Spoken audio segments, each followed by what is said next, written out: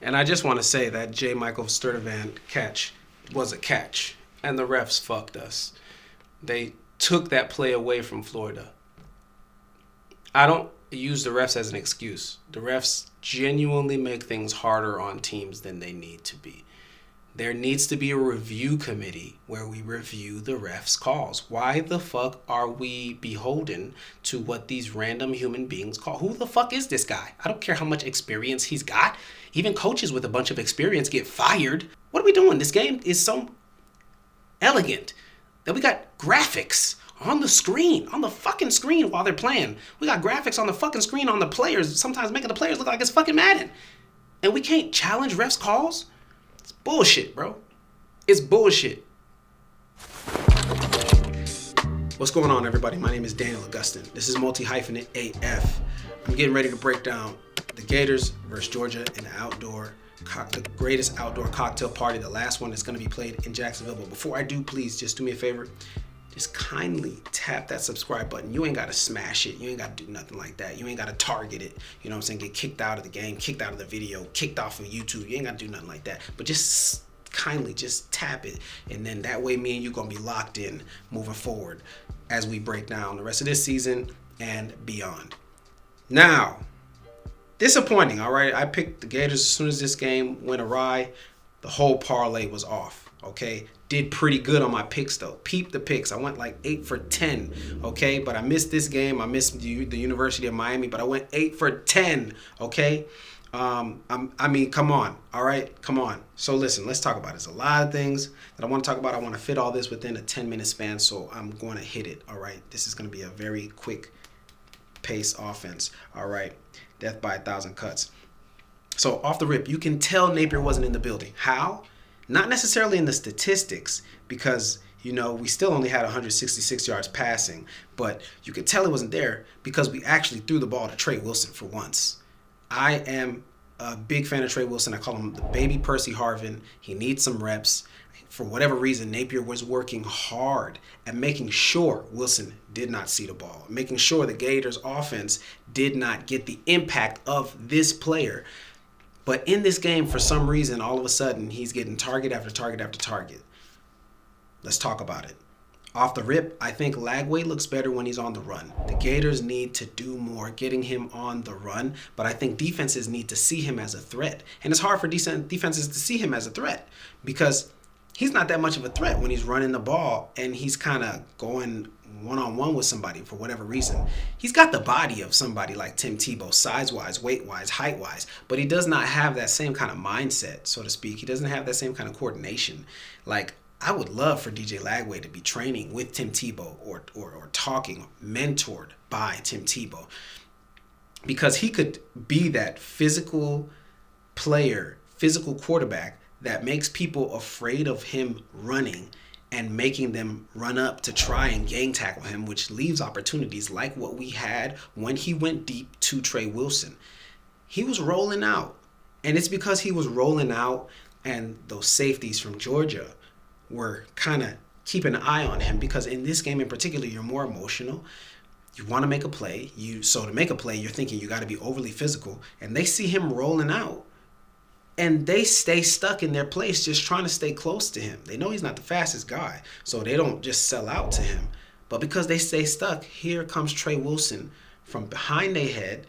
DJ Lagway throws a beautiful ball. Trey Wilson scores. And I'm so happy for him because he's just not getting no play, no kind of opportunities. I'm a bit worried that when he got emotional at the end of the game, it happened because he's sick of this shit. He's sick of this shit, and it's a shame. He finally balls, and they still lose. I think he's going to leave. I think he will transfer. My guy, whatever you do, just do not go to LSU. But I'm concerned, dead serious. Like, why is he that emotional after this game? You knew y'all season been over. What you getting that emotional about? That's how bad he wants to win. He needs to see some coach come in here to where he can see what the direction of this program is going to be, because this program they're too good to be struggling like this. This program is in shambles, okay? Shambles, all right? The Gators were 2 for 11 on third down. And, like, I'm putting it on the tape. You can see it right now for YouTube viewers. You can see it. They constantly do not convert. What is it? Sometimes it's a run play where the offensive line does not win. Where is the philosophy? Who is the guy that is getting these young men ready to push and not be pushed? You can literally see the Georgia defensive line not moving. And the first yard marker is behind them, so that's a bad thing. All right, we need to be getting the push. We need to be winning those one-on-ones. We're not. When DJ Lagway rolled out and tried to get that fourth down conversion where he tried to basically just run for it. No, you're not running anybody over. And you can't try to get one of those fourth downs, especially against a team like Georgia. A team that's taught to hit as soon as they put their pads on. They're just taught to think hit. You're not going to get that first down if you're not the one who's the most physically imposing. You have to impose your will, and we don't do that anywhere. We don't really do that anywhere. We don't really impose our will except for maybe on our D-line sometimes, but our D-line can be very sometimesy. 2 of 11 on third down is not going to get it. 0 for 2 on fourth down. That means by the time we got to third and fourth down, we just was cooked. We had no hope. That's what that means. It's a damn shame. Okay, we end up running for 115, but we got to be a team that's running for about 150 straight up. And Ball alone needs to have 100. Jaden, please do not leave. If you do leave, bruh, it's got to be a school that's got an opportunity to get to the playoff, but they want to run the ball to do it. All right? We're still not figuring out how to be a consistently dangerous offense. I think that has a lot to do with DJ Lagway. I want to talk about this really quick. First of all, we tried a lot of option run plays with Lagway. I don't like it. We shouldn't do that until Lagway is a dominant runner where you can see his decision-making ability is just all over the tape. It's all over him. It's innate. I don't think he'll be that maybe until his senior year. He's got a lot of work to do. But anytime we try an option, we just congest the defense, and we're the ones that end up being hurt in the scenario because ultimately the defense has more speed than us because they're faster than Lagway. So now we're in a situation where we got Lagway back there. We don't even know how healthy he is, and he's trying to make a decision as to whether he should get the ball off or try to take off past people who are coming for him. No, Lagway's got to be the kind of guy who catches people off guard. When we did spread the offense and we gave him the opportunity to run unimposed, no spy, nobody targeting towards him, no multiple tacklers, he looked great. And that ultimately is what gets the defense to start biting up, start thinking about the fact that, oh yeah, he can run. Because he's not Tebow. He's not running people over. He's not choosing to run more often than not. I wish he would to keep us in second and short, because we are a scary-ass team on third down. It's like this whole team implodes on third down. Again, that's with the coaching, all right? Now, look.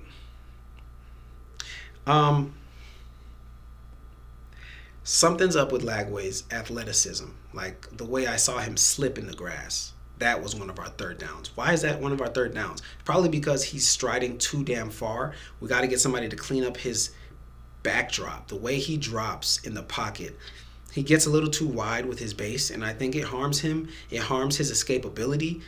It takes away from the type of athleticism he could have. Lagway, I like him a lot. He's definitely the right quarterback, but he has to put in the work. And this team is a reflection of Billy Napier, but it's also a reflection of DJ Lagway.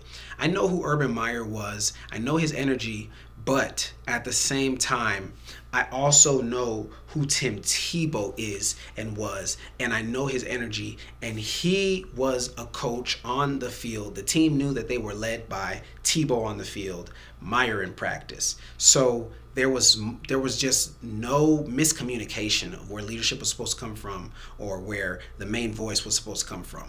Lagway doesn't have that right now. And I think he's still playing at a high school level ever since he came to Gainesville. I don't think he's gotten better. And yes, you're in college now, and you did some cool things last season and you've done some cool things this season. But not only are you in college, you're in the SEC. DJ Lagway has to step up, and it can't just be one of those things where the season's coming back around and we're hearing about him and he's getting NIL deals and it's just supposed to happen.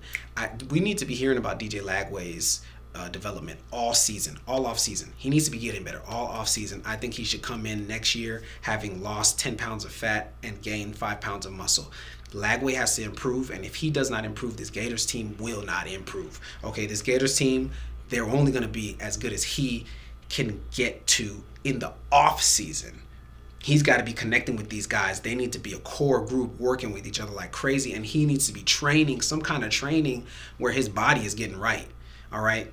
All these health issues, they say a lot. They say more about him and what he isn't doing. I think DJ Lagway has been more of a liability, essentially, than somebody who has helped this team. He's been very iffy. It's been very 50-50, which is interesting because he's got like 9 picks to his 10 touchdowns. And it's going to come down to the development, and that's going to come down to who his coach is. Got to get the right coach in there for DJ Lagway. Ultimately, I think it's crazy to me that with 4 minutes and 39 seconds on the clock, the Gators could not score again. What's worse is before we gave up the touchdown to Georgia, we had an opportunity to convert on that 4th down, and we had an opportunity to basically end the game or at least go up. I think it was 27-17. Now we got Georgia pressing, trying to make the big splashy play, and then maybe we get an interception or a sack, and all of a sudden, now ultimately the Gators would have been in control of the game. We didn't get any push on 3rd down. Lagway couldn't win that rep on 4th down. How would he win the rep? He's barely in practice from what I understand. He just started practicing, so he probably doesn't even have the feng shui, the energy, the confidence, and the muscle memory of dominating people at practice. So how's he going to dominate Georgia, let alone anybody in college? In the SEC, these guys got to do the work in the offseason. The Gators need what Dan Lanning brought to Oregon. This team has all the pieces, but I am concerned. How many guys do we lose in the portal? Because a lot of them are going to go. I wouldn't be surprised if Dallas Wilson leaves. He barely made it to Florida. He was going to go to Oregon. This is something that I'll track. This is something that I'll be paying attention to. Why was Trey crying? Why did he get emotional? He's sick of this shit. The Gators are in a really weird spot right now. This doesn't mean they won't have the guys next year, but they need a new guy on defense, if you ask me. They need somebody that can come create some defensive consistency. We're weak in the secondary. I don't care about that interception. Great pick, but we're weak in the secondary. We don't have a leader back there in the secondary. And because college football, and not only just college football, but football in general, has introduced this wave of the running quarterback, well, that means there also needs to be this wave reintroduced of the Troy Polamalu and the Ed Reed, the spy guy, the Tyrann Mathieu, the spy guy, the honey badger guy, the Caleb Downs, the guy that can just watch your quarterback. It's almost disrespectful not to keep a guy just watching the quarterback. Quarterbacks are dangerous, and with the right quarterback, that quarterback knows how to keep the drive alive by just picking up an extra 4 yards with his feet, instead of putting it in harm's way and throwing it somewhere where he read it late. And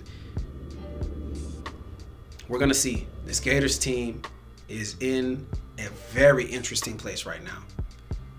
I'm very interested to see where it's going. You know I'm going to track it. You know I'm going to be paying attention to it. So stay locked in with me. Go ahead and just hit that subscribe button so we can do this together as a community. You dig? Me and you. If I'm Lagway and you my receiver, I got you. You know I got you. Come on, dog. Come on, dog. I got you. So I see you in the paint. I see you in the end zone, big dog. Come on. Peace.